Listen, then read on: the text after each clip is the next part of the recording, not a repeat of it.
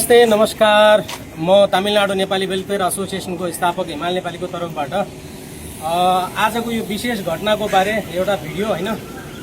विशेष घटना के छ भनेपछि हिजो मात्रै हामीलाई हिजो दिउँसो 12 बजे हैन उहाँ कमल सरले चाहिँ फोन गर्नुभयो। मेरो भाइ लगभग नोभेम्बर 9 गते रातिदेखि बेपत्ता छ भन्नुभयो हैन। भने हामीले खबर पाएको 1-2-3 घण्टा भित्रै हैन 2-3 घण्टा भित्रै उहाँले राखेको माग के थियो भनेपछि जिउँदो भए पनि हैन जिउँदो भए पनि मरेको भए पनि उहाँको केही न केही हामीले पाउनुपर्छ भन्ने उहाँको माग हैन। हामीले बुझिसकेपछि त्यसपछि हामीले यो कार्यको लागि पहल गर्यौं, चौकीमा गयौं हैन, हर कुराहरू गर्यौं। इन्भेस्टिगेसन पनि एकदमै डढो किसिमले भइसकेपछि हामीले खबर पाएको लगत्तै 4 घण्टा भित्रै उहाँको समस्याको समाधान गर्न हामी सफल भएका छौं। मान्छे त भेटायौं हैन, समस्याको समाधान गर्यौं, मान्छे त भेटायौं, तर लासको रूपमा उहाँ अलरेडी मरिसक्नु भएको रहेछ। त्यही राति 9 बजे हैन 9 गते राति 10 बजे रुमबाट निस्किसकेपछि 11-12 बजे चाहिँ उहाँको गाडी दुर्घटना भएको रहेछ। गाडी दुर्घटना परेर उहाँ मरिसक्नु भएको रहेछ। भेटायौं तर लास। यो घटना चाहिँ सुदूरपश्चिम प्रदेश नम्बर 7 डोटी जिल्ला साइल गाउँपालिका हो, आदर्श गाउँपालिका गिरीचौका हैन। गिरीचौकामा बस्ने उहाँ सरको भाइ हुनुहुन्छ, पीडित चाहिँ सर हुनुहुन्छ हैन। बाँकी कुरा उहाँबाट सरबाटै। तपाईको पहिला परिचय दिनु होला। हजुर नमस्कार, म कमल भुल। मेरो परिचय भन्नुपर्दा कैलाली जिल्ला गोदावरी नगरपालिका 4 कैलाली। हाल म चेन्नईको कोलम्बाको एरियामा बस्छु। अनि हजुरको कस्तो किसिमको समस्या थियो? कुन दिनमा तपाईको भाइ हराउनु भएको थियो?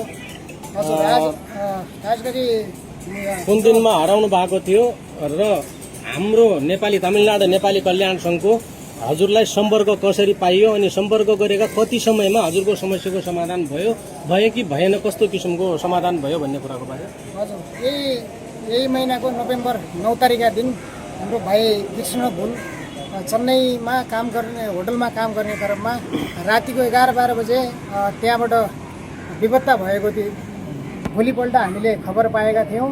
हामीले केही दिन घर गए कि अन्त कहीँ गए कि भन्ने हिसाबले हामीले पुलिस स्टेसनमा केस पनि गरेन र फेसबुक माध्यमबाट कहीँ पत्ता लाग्छ कि भन्ने कुराको आशाले हामीले सामाजिक सञ्जालमा विभिन्न ठाउँमा फोटो सार्वजनिक गऱ्यौँ, तर कहीँ पनि नभेटाएको कारणले गर्दा हामी पुलिस स्टेसनमा पनि गयौँ।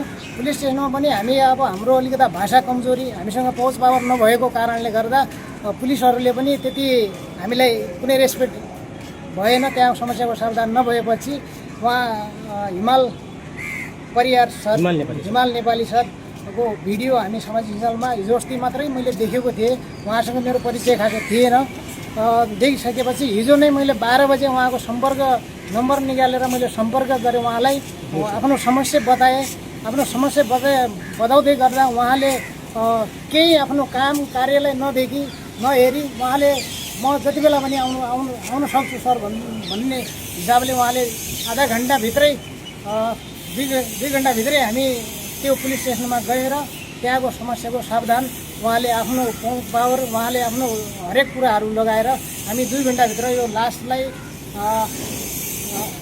पत्ता लगाएर आज दाह संस्कार भएर हामी सम्पन्न सबै यहाँ थुप्रै दाजुभाइहरू यहाँ उभिनुभएको छ। उहाँको पहलमा उहाँले धेरै यो कार्य यहीको मृत भाइको खोजी कार्यको लागि र यो दाह संस्कार हामीले उहाँसँग एउटा आशा के गरेका थियौँ भने अब यतिको दिनसम्म हामीले 12 दिनसम्म कहीँ पनि नभेटाएको कारणले गर्दा नपत्ता नलागेको कारणले गर्दा उहाँसँग एउटै रिक्वेस्ट गरेको थिएँ, तपाईँले हुन्छ भने सकेसम्म जिउँदो लास भए पनि साहस भयो भने हामीलाई दुई मध्ये एउटा चाहियो सर भनेर मैले उहाँलाई रिक्वेस्ट गर्दाखेरि उहाँले आइदिनु भयो, यो काम गरिदिनु भयो। हामी उहाँलाई जिन्दगीभरि हामी उहाँको यो ऋणी रहनेछु। उहाँप्रति धेरै सम्मान व्यक्त गर्दछु र साथै तमिलनाडुमा यस्ता आइपर्ने समस्याहरूमा तपाईँहरू कहीँ कुनै किसिमको समस्यामा हुनुहुन्छ या आफ्नो पहुँच पावर पुरा नलागेर दुखी पीडित हुनुहुन्छ भने उहाँसँग सम्पर्क गर्नुहोला। उहाँका भिडियोहरू, उहाँका नम्बरहरू थुप्रै सामाजिक सञ्जालमा भएका रहेछन् र साथै सबैले पनि हामीले उहाँको सङ्गठनमा हामीले पनि जोडिनुपर्छ। प्रवासमा आइपर्ने समस्यामा हामीले पनि साथ सपोर्ट गर्नुपर्छ भन्ने कुराको म यहाँ जानकारी गराउँदै फेरि पनि उहाँलाई धेरै धेरै धन्यवाद र उहाँप्रति धेरै सम्मान गर्न चाहन्छु। धेरै धेरै धन्यवाद। Thank you sir.